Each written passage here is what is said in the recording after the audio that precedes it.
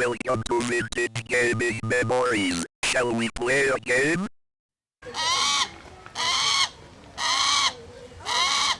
Hello everyone, welcome back to the channel. Let's get back into some vintage gaming memories here with this 1981 handheld game by Mattel, and this is Mattel's Starhawk game. So you might think it sure sounds like another space type game, and you'd be right. In the 70s and the 80s, we had what? Star Wars, we had Star Trek, we had Battlestar Galactica, we had all sorts of movies and television series around space. So just think about that. You know, you couldn't get away from that type of theme, whether it's in handheld games or on the computer side gaming or even in the arcades. So everything was around space, and it wasn't a bad thing. There's variations of space games you could play that was pretty well entertaining, you know, Space Invaders, for example. Getting back to this game, Starhawk, I had not heard of it until I saw a photo of it on one of the Facebook pages that I'm a member of, and it was intriguing to me, and I'll tell you why, or actually I'll show you why in a second here. So let's open up this box and examine this game fully.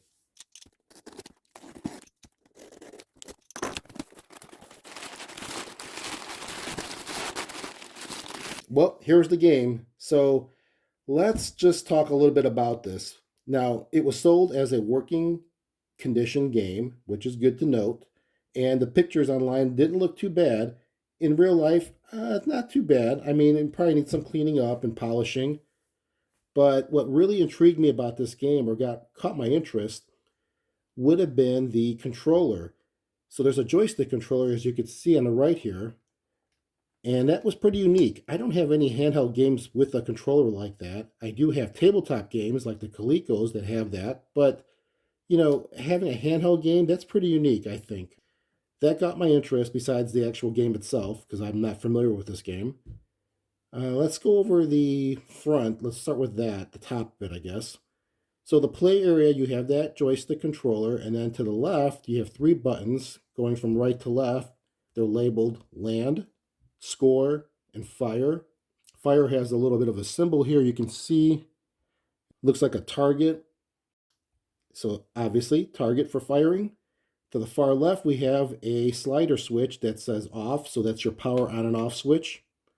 And then to the upper right corner of this play area, you have a display. This display is a VFD, which stands for a vacuum fluorescent display. And I often like to equate those types of displays as the ones you might have seen back in the day on the video cassette recorder's front where the clock is, or maybe even on stereo receivers. That's what those displays were. They were usually VFDs, and they're often bright, and they had some very high contrast. So we'll have to see how this looks. So that's pretty much the top of the game. Let's look on the sides. Condition-wise, not too bad. No cracks, no chips. We do have an option here for an AC adapter plug-in, which is nice. Let's look at the back. So we have on the back here that nice game instruction summary, which is awesome to have, and it's in great condition. There's the Mattel 1981, and all the screws seem to be intact, and the original ones. And then we have the battery compartment. Let's open that up. So it takes 4 AA batteries. The listing had noted some corrosion, very little. I kind of see it. I mean, well, it's more on this side. Won't be too hard to clean up. So that can be easily removed. And that's pretty much it. So what I think I'll do right now in a split second, I'll come right back, but I'll clean this off, polish it with some Novus 1 on the display. We'll also clean up the contacts in the battery compartment to get rid of any of that corrosion.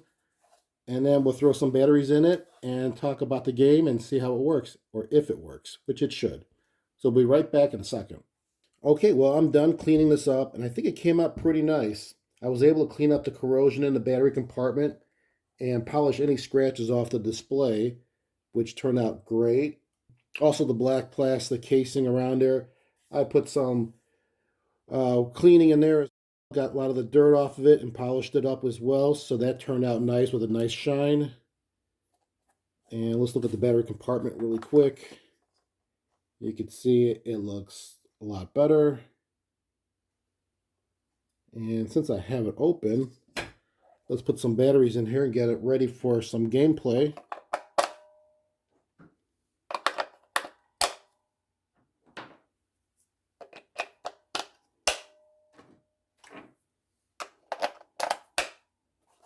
Okay, 4 AA batteries ready to go. All right, so I have the lights pretty dim here. I just want to hopefully get a good view of this when it does turn on. Hopefully this doesn't look too bad right now, but before I do turn it on, let me just give you a quick rundown on what the objectives are. This is a one-player game, and the goal is really to take off in your space fighter and shoot alien spaceships and then land safely before you run out of fuel, which is about 4 minutes of time. The more spaceships you hit, the alien side, the higher your score. Each spacecraft or alien spaceship that you hit is worth 1 point.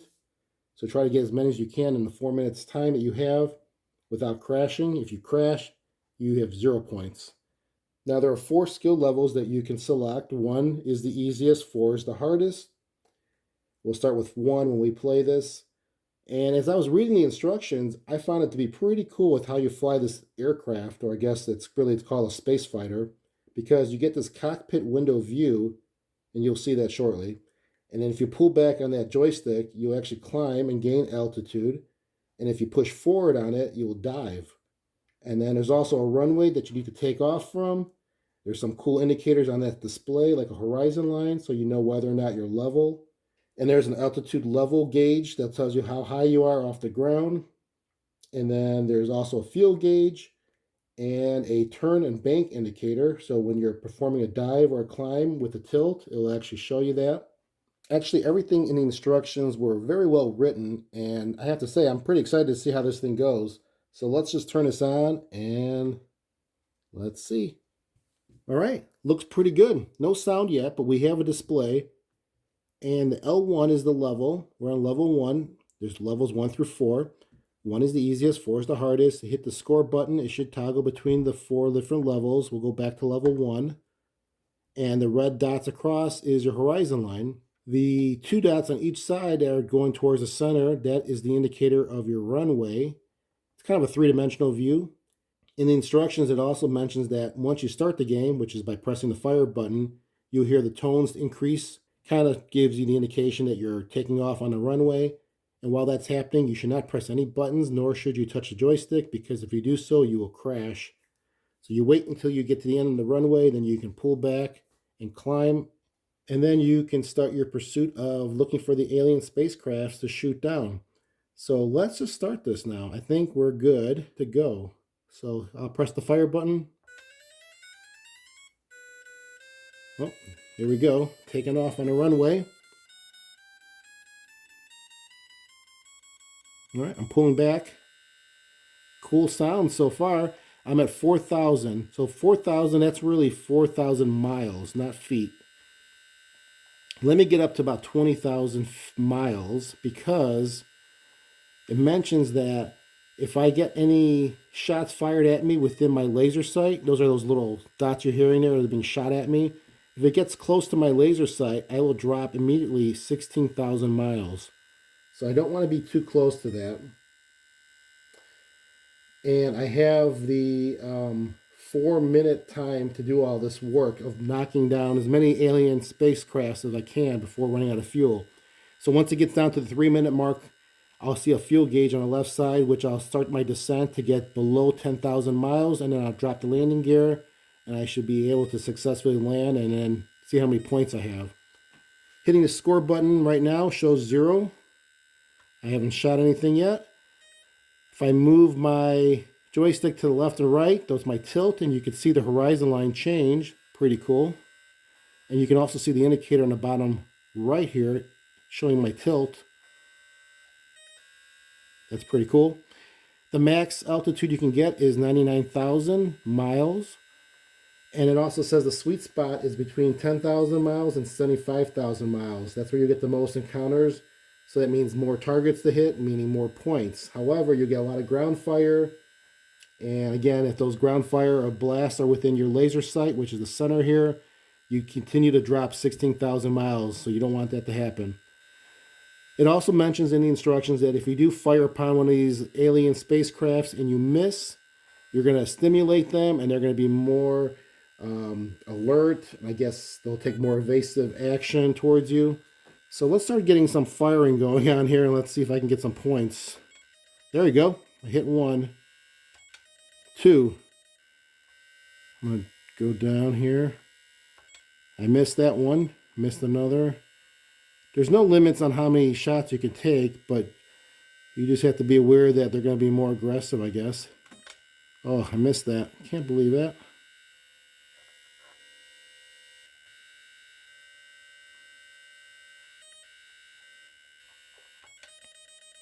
I hit the score button, shows 3. Again, each spacecraft I hit is worth only 1 point. And it won't mean anything if I don't land. So I can have as many points as I possibly can get throughout this time, but if I don't land, I have 0 points. And that's pretty much how the game works. You want to get as many points as possible in 4 minutes before you turn it over. Oop, there. I just got hit with some flak and I dropped 16,000 miles. I'm at 27,000 miles right now. Oh, 3-minute marker came up. So now I have my fuel gauge on the left here. I should probably start my descent soon, but let me try to get some more points.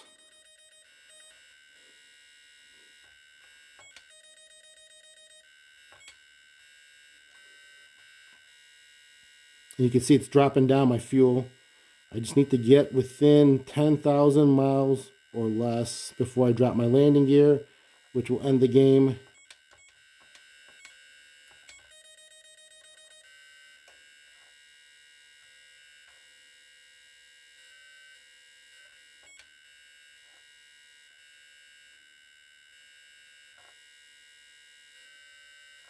I'm going to get down here. All right.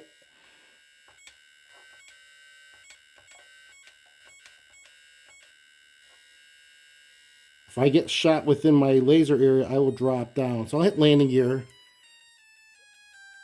to land successfully. It does it automatically for me, and that is the end of the game. It shows my score at being 6, level 1, and that's it. So now that's the score to beat. I would hand it over to my friend to play, and let's see if we can beat that score at a level 1 game. Let's try this again, but let's see what happens if I try taking off and moving something, and let's see if it crashes. Yep, I hit the fire button, that's a crash. Game is over. Hit the fire button to restart. Let's see if I move my joystick. Yep, crash as well. Let's change the level. I think I have to turn it off to do that. We'll go to level 4, which should be the hardest.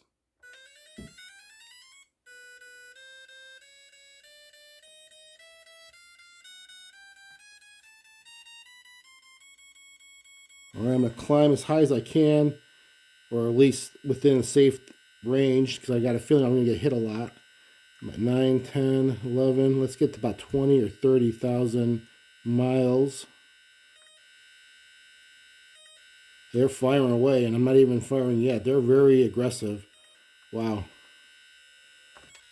Oh, missed that. They're fast.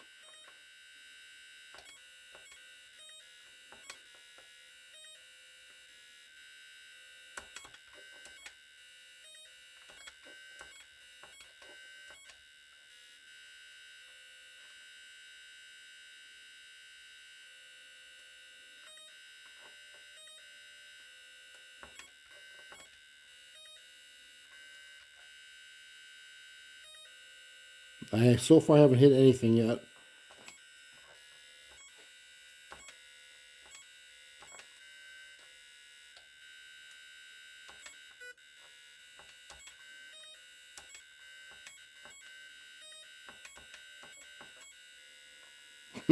Not that easy. They're moving.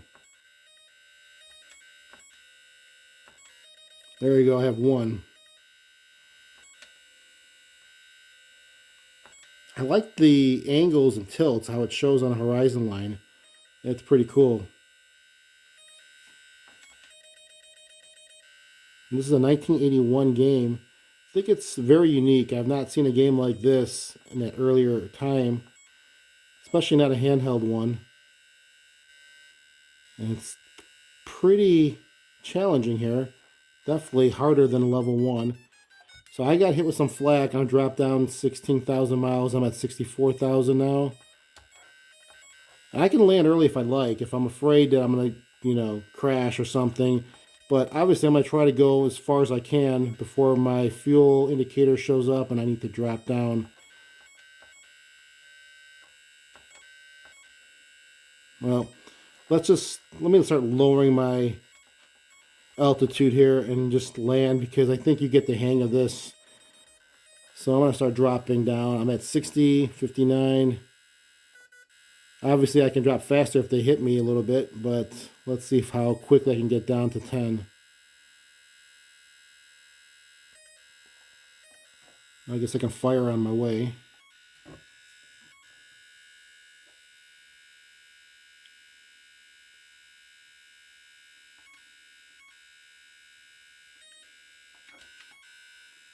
I like the sound. You can hear the motor. All right. Ooh, 6,000. I'm landing. So I landed early before the 4-minute marker, or before even the 3-minute indicator of my fuel. I landed on a level 4, scored 4 points. That's pretty much the game. I mean, I think it's a pretty cool concept. I've not seen something like this before. It's challenging, simple but challenging. Let me know what you guys all think. I think this is a good pickup. You don't really see too many of these games like this. There are a lot of space type games or alien type games, but there are different approaches to them. They're usually like you see the invaders coming at you downward in a vertical display, or maybe even going horizontal as it scrolls on a screen. But this is more with cockpit view, which I think is pretty cool looking. So that's about it for this video. Remember, keep that gaming passion from the past alive by living it today. Take care, everyone.